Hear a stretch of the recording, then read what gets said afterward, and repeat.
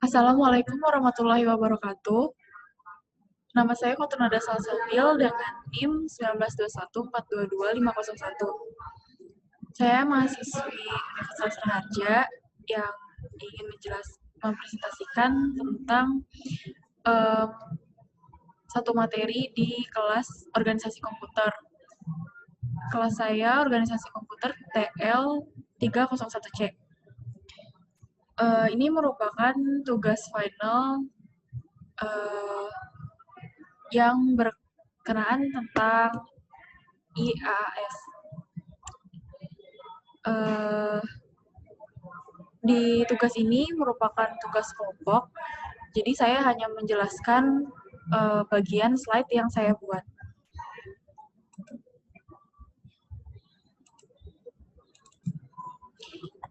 Di sini saya membuat tentang contoh-contoh IAS.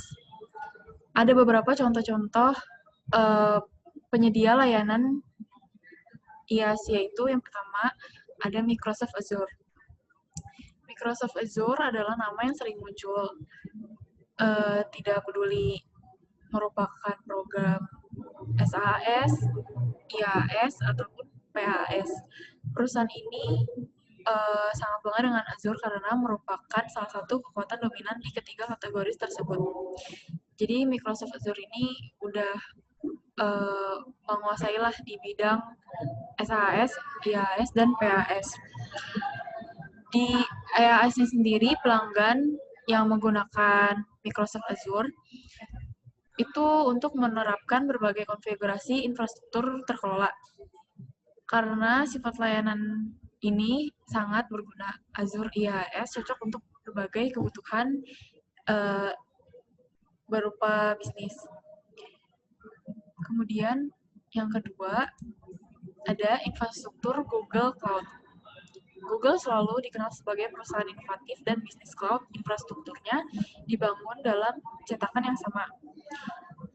Dengan menggunakan variasi teknologi, Google bertujuan untuk membangun keamanan melalui lapisan yang mendalam. Perusahaan ini memiliki salah satu tulang punggung jaringan terbesar, menghubungkan dengan mulus pusat data mereka yang tersebar di seluruh dunia. Dan pada dasarnya, ia memiliki cloud sendiri dalam skala global, yaitu sesuatu yang patut dibanggakan dari Google. Jadi Google ini memiliki layanan cloud-nya sendiri, dan di Google ini sangat berfokus pada keamanan data dari penggunanya. Kemudian yang ketiga ada Alibaba Cloud. Alibaba Cloud dikenal juga sebagai Alion. Itu merupakan perusahaan dari Cina, ya, didirikan di Hangzhou, Cina oleh Jack Ma yang sekarang dikenal secara global. Perusahaan ini telah berkembang dengan kecepatan yang belum pernah terjadi sebelumnya. Itu menakjubkan mengingat ini adalah anak perusahaan Alibaba Group. Di Alibaba Cloud ini menawarkan berbagai layanan cloud yang mencakup IaaS.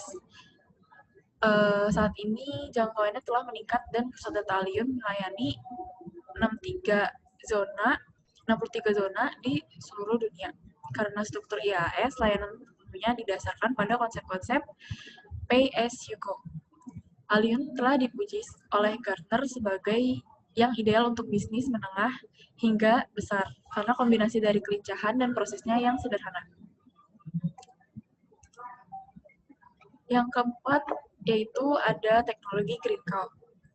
Green Cloud Technologies menerapkan pendekatan cloud holistik yang memandu pelanggan dari ujung ke ujung perjalanan. Bukan hanya penyedia IaaS, mereka juga memiliki dukungan, pelatihan, dan solusi pemasaran yang komprehensif. Semua solusi mereka sepenuhnya dapat disesuaikan dan memiliki manfaat biasa dari skalabilitas IaaS. Dengan cara ini, solusi mereka bisa sangat tepat sasaran tergantung pada kebutuhan penggunanya. Dan ini berlaku untuk semua yang melakukan termasuk solusi cadangan dan penyimpanan. Nah, ini merupakan gambar-gambaran dari webnya ya. Ini ada Microsoft Azure tampilannya seperti ini. Kemudian ini ada Google Cloud, lalu Alibaba Cloud, dan juga ada Green Cloud. Yang kemudian adalah perbedaan SaaS, PaaS, dan IaaS. SaaS atau Software as a Service merupakan layanan cloud pada jenis ini disediakan dalam bentuk perangkat lunak. Contohnya dari Google Apps seperti Google Docs, Google Sheet, Google yang lainnya ya.